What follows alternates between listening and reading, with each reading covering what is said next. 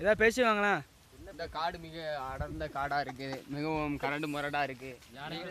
அதிகமாக கேட்கின்றன. அப்புறம் சொல்கிறோம் வாங்க. Let's come. Let's come.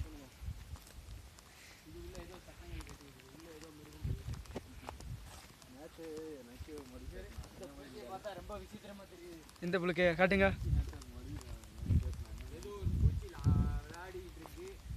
அந்த பூச்சி இந்த இதோ வந்துட்டு இந்த பூச்சி பேர் என்னன்னு தெரியல யாருக்குமே.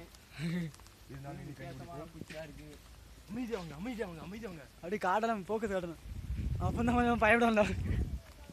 யாத்தா ஏதோ அங்கே ஏதோ ஒரு சத்தம் கேட்குது. அங்கே ஏதோ சத்தம் கேட்குறது மெதுவாக போகும். எல்லாரும் மெதுவாக போகும்.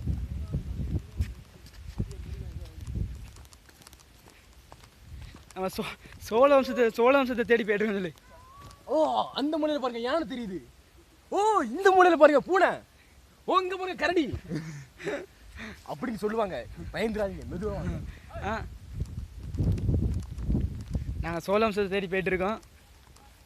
கேமராவில் எங்கே வருதுன்னு சொல்லி சோழ வம்சத்தை தேடி போயிட்டு இருக்கோன்னு.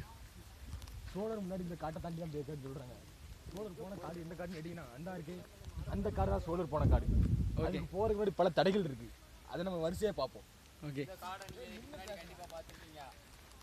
ஒவ்வொருத்தரும் வந்து பேசல இடத்துல கால் தடம் உள்ளது. இதுதான் புலியோட கால் தடம். இந்த இடத்துல நீங்கள் நல்லா பார்த்தீங்கன்னா உங்களுக்கு தெரியும். இந்த பாருங்க புலியோட 5 விரலும் எப்படி பதிஞ்சிருக்குன்னு. இதே மாதிரி இன்னும் அற்புத கண்காட்சிகள்லாம் இருக்குது. நம்ம வாங்க அப்படி தொடர்ந்து நம்ம கண்டுபிடியாக போய்கிட்டே இருப்போம். ஓகே, கண்டிப்பாக எல்லாரும் எங்கேயாவது பார்த்துருப்பீங்க. பேராண்மை படத்தில் இந்த படம் எல்லாமே வர்றத இடங்கள்லாம் நீங்கள் எல்லாரும் பார்த்துருப்பீங்க. ஒரு வேற மொழியில் பேச வேணா ஒருத்தன். ராஜினி பேசு. இப்போ அவர் என்ன சொல்ல வராருன்னா, நம்ம இந்த வழியோடி தான் போகணும், நம்ம போகிற பாதை சரியான பாதை தான் என்று சொல்றாரு. சரி வாங்க நம்ம போகலாம். தண்ணிக்குள்ள போக முடியாது. மான் நைட்டு வந்து அடிக்கடி தண்ணி குடிக்கிற இடம். இந்த இடத்துல தண்ணி காணப்படுது. குடிக்கிறதுக்கு இன்னும் ஏற்றமான இடம். வாங்க நம்ம இன்னும் போகலாம். நமக்கு பசி அதிகமாக இருக்கு. ஏதாவது ஒரு அனிமல் கிடைச்சா வேட்டையாடி அதை